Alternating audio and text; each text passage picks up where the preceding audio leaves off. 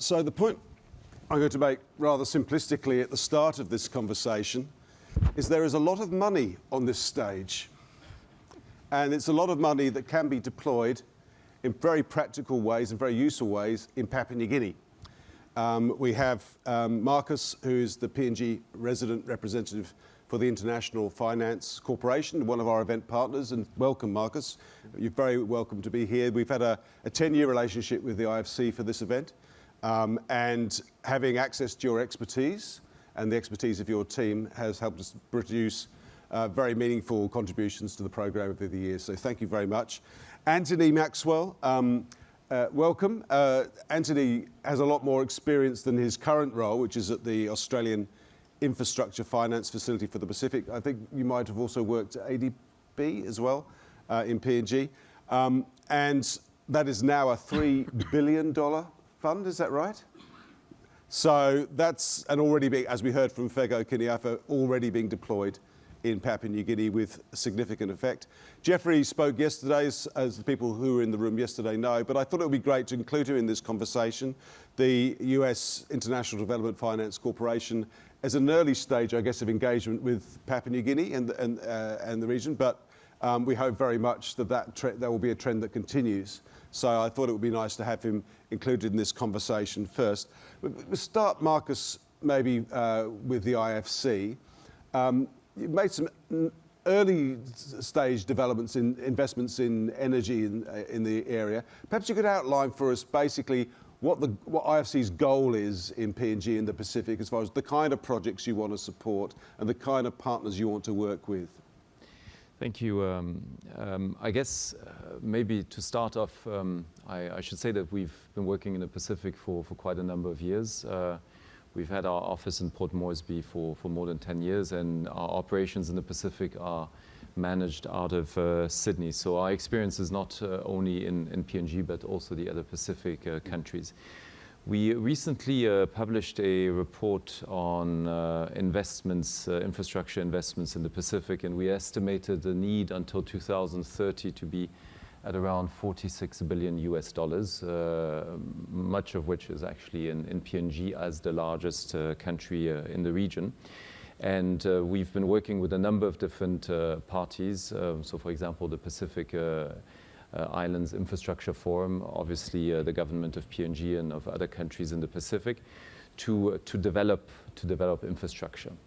I guess the challenge that we have in the Pacific is that traditionally, like in other parts of the world, a lot of the infrastructure development is actually publicly led by way of procurement processes, which do get the asset built, but as highlighted by Fego, do have issues in terms of maintaining the asset over time. Yep. So our priority has really been to maximize the sustainability of infrastructure and I guess the cost effectiveness of infrastructure. The way we look at the Pacific in particular, and it may be a bit different from other regions of the world, and that's mostly because of the small size of the various markets, is to work with government partners on public-private partnerships. We feel it is an effective way to attract private investment into infrastructure. It does make infrastructure more cost effective, but it also actually maximizes the value of the asset. So in PNG specifically, as you may know, we signed a mandate with PNG Power in December 2021 that will try to develop solar generation sources in a number of provincial centers, so not in Port Moresby. And we're working with USAID and other partners, including, I guess, AIFP to some extent. The idea here is to attract private investment into various mini-grids in the country.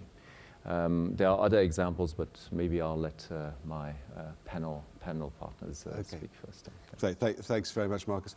Anthony, the AIFF is a relatively new chum on the block. It's initially announced as part of Australia's Pacific Step Up program, which we seem to note is being continued under the new Australian Labor government as it was commenced under the Australian Liberal National Party coalition-led government up until May this year. Perhaps you could just, in a nutshell, outline, I believe there's two principal components, one more to do with loans and then to do with grants. Perhaps you could just outline how those two balance in your portfolio to start with. Yeah, thanks, Andrew. So I guess the AIFFP was set up mid-2019, primarily in response to Pacific government's request for alternatives. The idea behind the AIFFP is to provide an alternative financing for quality infrastructure in the Pacific. We originally set up with a $2 billion cap.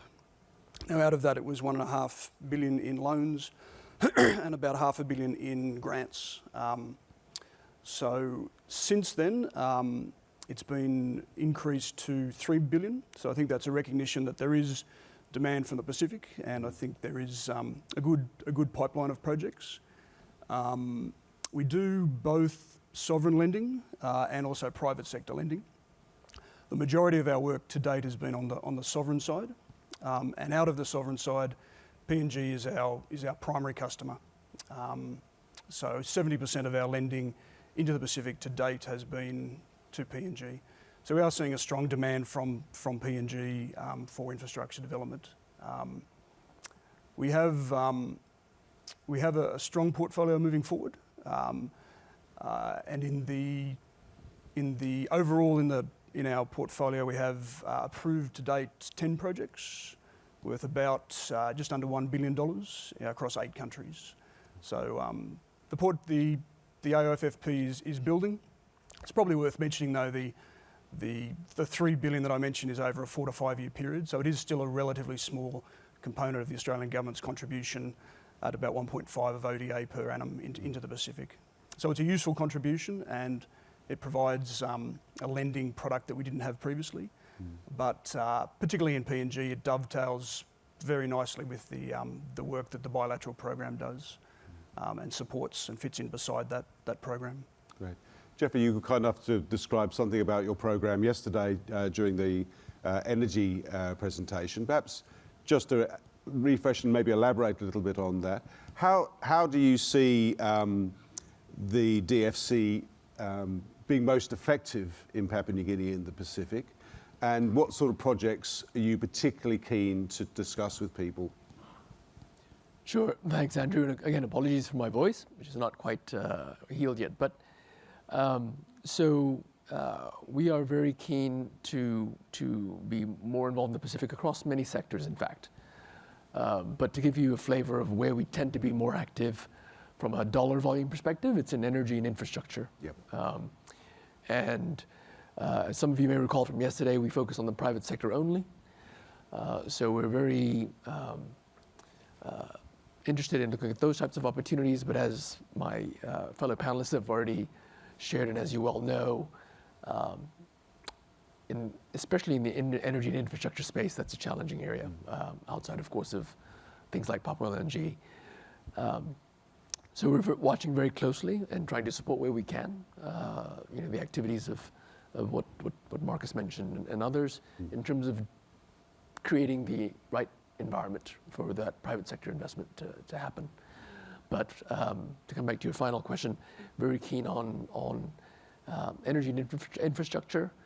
We are active in financial services already, and looking to do more across other spaces such as health and education, wherever possible. I'll also do a quick note to say that DFC is actually new in name, so we've only been operating since 2020, but we have a long history as Overseas Private Investment Corporation, and we did do a few things in the Pacific back in the day, as it were, including a facility with Digicel through Citibank. Right. Yep. So I guess the having sort of given an overview, thank you very much. I'm keen to maybe understand at what stage you want to see a project. Do you need something that's shovel ready with all the details specced out, or do you aim to add some value to the project as a part of the conversation around financing it or funding it? Maybe we'll start again with you, Geoffrey. Yeah, thanks, Andrew. So we used to really focus on the former, so shovel ready. Yep. with DFC, we got a couple new tools that allow us to get involved a little bit earlier. We don't have the same range of tools as the IFC or the ADB do, but our technical assistance facility, which is a matching grant facility, allows us to come in, look at projects that are already under development, but not yet shovel ready, where we can come in and try to address some of the gaps that remain to get that project to the finish line. As I mentioned yesterday, that's quite a flexible program. We can look at technical work, environmental social work, legal work, and the numbers are quite flexible too. We've gone up to 3 million for one project. For project size? Yeah. No, for our grant. Oh, for your grant, Yeah. okay. How does that differ, Anthony, from the way AIFP works? I guess for DFAT, because AIFP sits within DFAT, we have the luxury of a long-standing engagement with capacity building and planning support. So a lot of support is provided by a bilateral, by the High Commission, example in PNG. So when we come in, we have grant, as I mentioned, and the grant can be used for blending or for project preparation or for master planning. It's really to help the borrowing countries to lay the foundation for their programs. So, for example, in Papua New Guinea, with PNG Power at the moment, we have 2 or 3 feasibility study level programs which we're helping them with, which we're funding through the grants. So, with PNG Power also, the bilateral program has been doing a lot of upstream work, helping with capacity building and the planning side of things. Then we can come in with the grants to help with the feasibility studies as required, and then with the investment if it's required. So we're able to provide that upstream support as well as right through to the actual financing. That said, we also have a number of projects where everything's shovel ready, and they're obviously the nice ones because they're ready. Easy to tick. Easy to proceed with and get runs on the ground quickly. But sometimes it does require sitting down with the government and talking about the upstream issues, getting the planning in place. And I think as was demonstrated with ports here previously, that's an important thing to have in place. So you've got a clear vision of where the infrastructure should sit.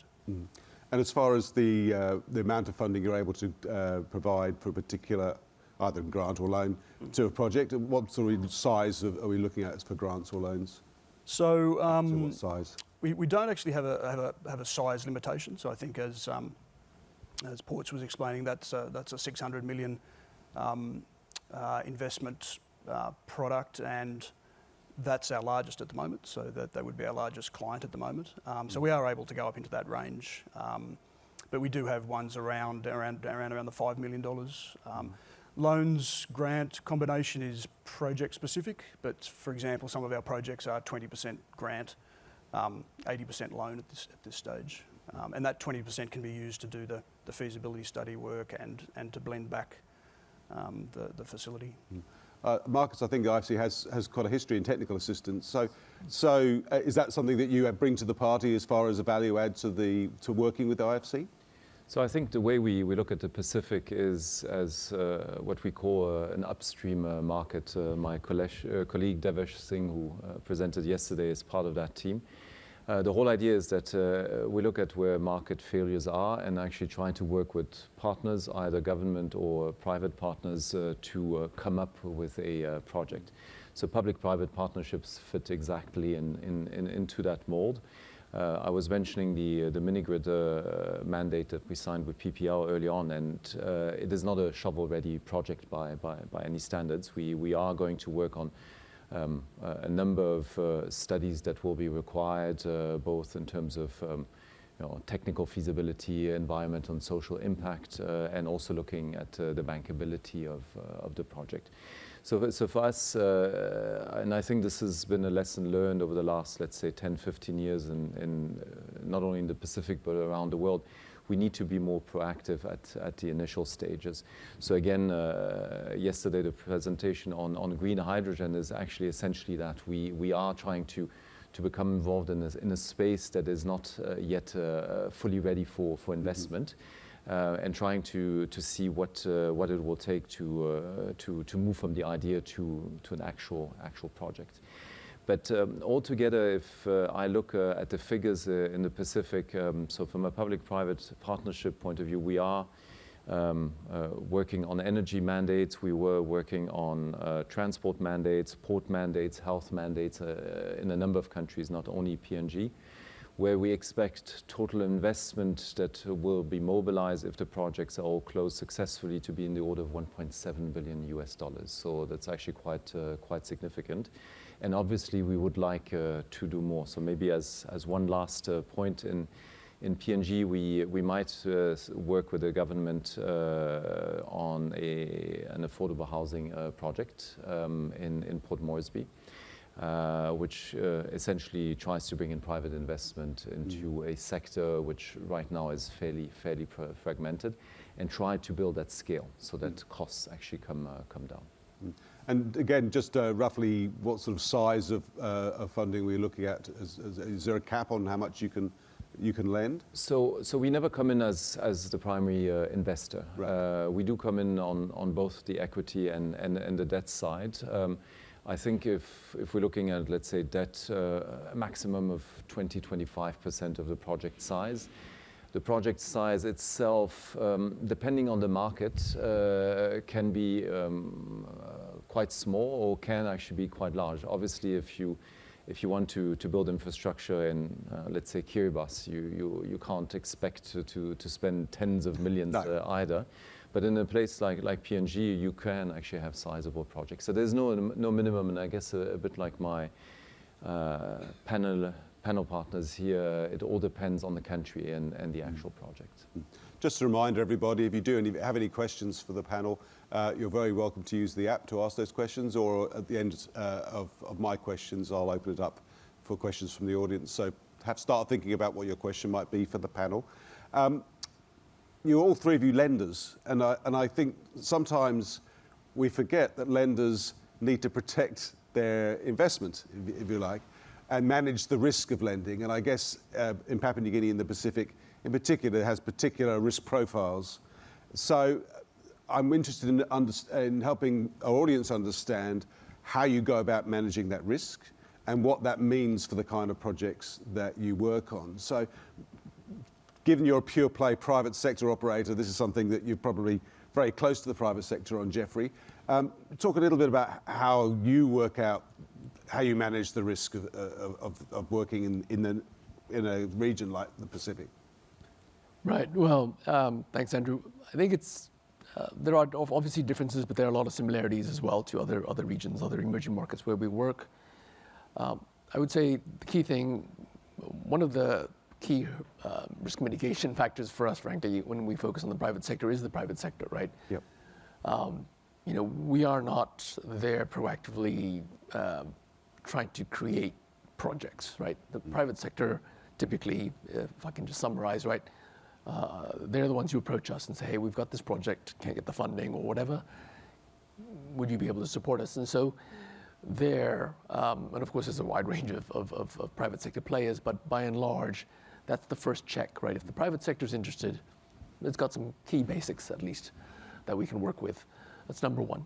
Number two is, of course, the sector dependent and all that, but if we're focusing on energy infrastructure, whether or not the government is supportive, right? And from that, what type of engagement and levels of support might we be able to expect, if not already there? One of the key things that we bring to the private sector and other investors is political risk mitigation, whether it's explicit in terms of an insurance contract or implicit in terms of just our participation in a deal, right? And this is true for all of us. Because when we come to the table as a development finance institution, right, the conversation that we have with the government, the host country government, is very different than one that the private sector has, right? Yeah. We come as a partner, and we are seeking to support a government, a country in its development objectives. Infrastructure is a great example. When we look at a project as a 30-year concession or what have you, we're lending for 20, 25 years maybe, and we're there for term. We don't sell down, we don't, divest, etc. So we're there for 20, 25 years. So we're a partner not only to the client, but more importantly to the government in that respect. And so understanding the government's intention, level of commitment, etc., is critical. And a lot of people talk about government guarantees and so on. Clearly, that's the ideal scenario. In some countries, that actually means something financially. In some other countries, it doesn't mean as much. But irrespective, the willingness to actually sign a guarantee document actually means a lot. I'll leave it there. Yeah, thanks. Risk management. Yeah, that's a broad topic. So we do, as I mentioned, we do sovereign financing and private sector financing. I'll leave the private sector financing to my colleagues because it's. But on the sovereign sector, on the sovereign side, it's a couple of things. We need to make sure the projects are sustainable. And that's partly because we want to be a partner of choice for the government. So we want the government to come back to us. So we need to build in the resources into the project to make sure that, number one, the funding is appropriate, but number two, the capacity for implementation is there. So that can look like sitting down with, for example, the SOE to make sure that they have the right technical skills to actually implement the project. Not only develop, construct, but then also implement and maintain the asset. So that's around bringing in consultants to make sure that we supplement, for example, the power utilities or the Department of Works, their capacity so that they can actually implement the project properly. So a lot of our risk from the sovereign side is that the project falls over. If the project isn't designed properly, doesn't have the adequate safeguard mechanism built in, and that might be, number one, the technical assets. So the technical asset has to be designed appropriately, but also has to be designed with a social license. So we also need to see that, for example, gender benefits are built into the project design, and that people like the project and it's sustainable and it gives them the results that they're after. Yeah, critical in the Pacific where land ownership is such an important factor. Yep. Yeah. Markus, again, how does IFC approach risk management? So I guess we are part of the World Bank group, but we're different from our sister organization, the World Bank, in that we invest at risk. The way we mitigate it is in two ways. One, by having contractual arrangements that are transparent and enforceable.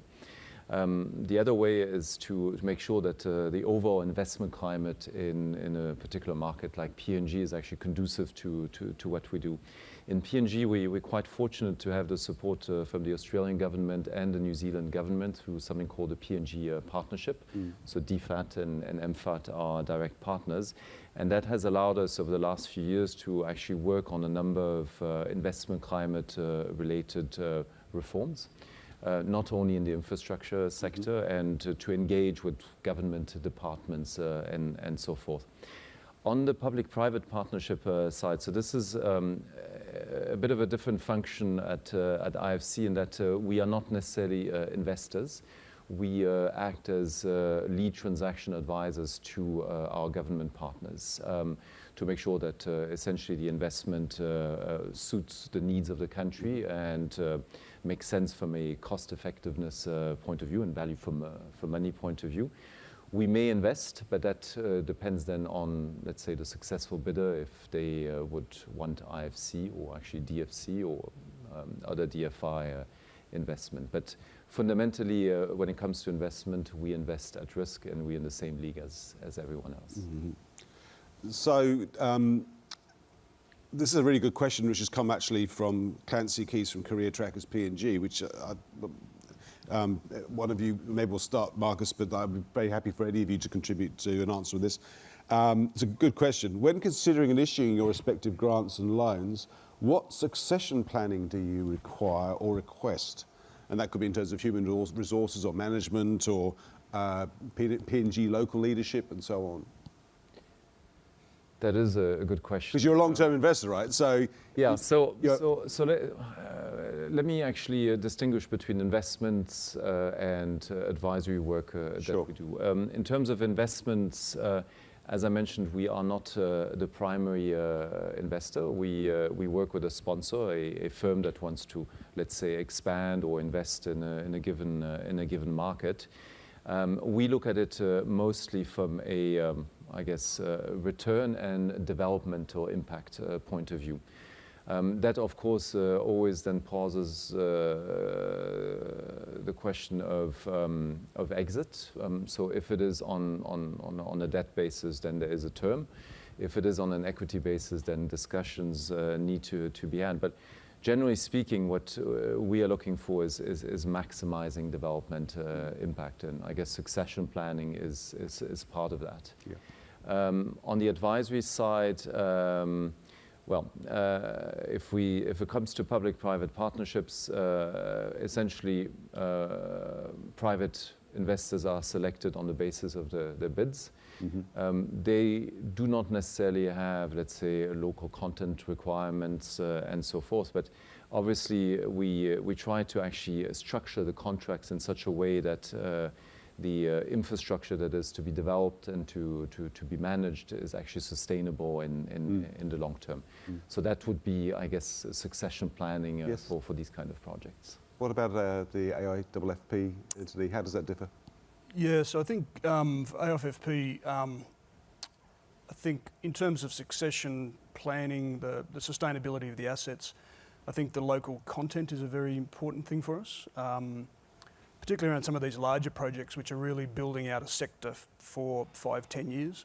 So it gives you the opportunity to bring in the private sector early with the early contracts so that they get experience and they can roll contracts so that by the end of the 10-year period you have a local industry base which can, and I think this is heading towards a succession planning, you can build out the local capacity so that in 10 years' time you're not still relying on the same international contractors, you've got a good solid local base. And I think for a couple of our projects at the moment, there's an investment with PNG Power for distribution rollout to connect about 30 to 40,000 households, supporting PNG Power's plans. They're looking to build the first contract largely with local contractors and then hoping to roll them through for the next 5 years. And I think we heard earlier about ports, that being a large investment and the importance, and we're very happy that we can support ports as quite ambitious plans around building up the local capacity. Mm. Geoffrey, succession planning, interesting. Absolutely. So look at it in two ways. So one, where we support corporates, and I'm here talking primarily about us as a debt lender. We look at that very carefully, clearly. You know, and in smaller markets, if you would, where companies are smaller and typically, you know, there's one person who's been leading the charge, so to speak. We look to see that they've identified their own succession plan, that they've got good management teams in place, good governance in place, so that if something happens, you know, there's a structure for it. Governance is key, yeah. Governance is absolutely key. So that's one. And typically there we're doing 5 to 10 year loans. So not as long as the project loans. So project loans where we're doing maybe up to 20 years or so. Equally important, but different in that we look at the key sponsor or the investor, right, and making sure that they have obviously the kind of the same things I just talked through. But then also within the project again, because we want to see the project succeed, and you know, over the 20-year period, the investor that we're supporting now or the investor group that we're supporting now may change, right? They may sell out, do whatever. So we want to be sure that you know, all of the elements that make that project work don't change with any change in ownership, right? So we want to make sure that all of the contracts and, you know, the lending, the financing documents, etc., all accommodate that. Yep. Right. Another question here from Emily. The IFC is a credit guarantee scheme. They've tried to partner with financial services providers. Markus, I think this was one for you. There are, however, specific sectors and criteria that needs to be met. The sectors are focused on mostly the underdeveloped sectors. One of the challenges of Tier 2 financiers is getting adequate financial information from their customers, particularly SMEs and MSMEs in those sectors. Are there initiatives in place for the IFC to run financial literacy programs for general communities to support the scheme? The short answer is yes. It depends on, I guess, the sector and the demand from our clients. I know in PNG we've been running financial literacy programs with a gender focus. For infrastructure projects specifically, well, less so, but it is usually part of what we try to do. There's an agriculture project which we closed recently in the Highlands that also had a financial literacy component. And we are currently, and this is outside of, I guess, the infrastructure realm, talking to a number of banks and non-bank financial institutions in PNG to see how we can expand their reach in the country.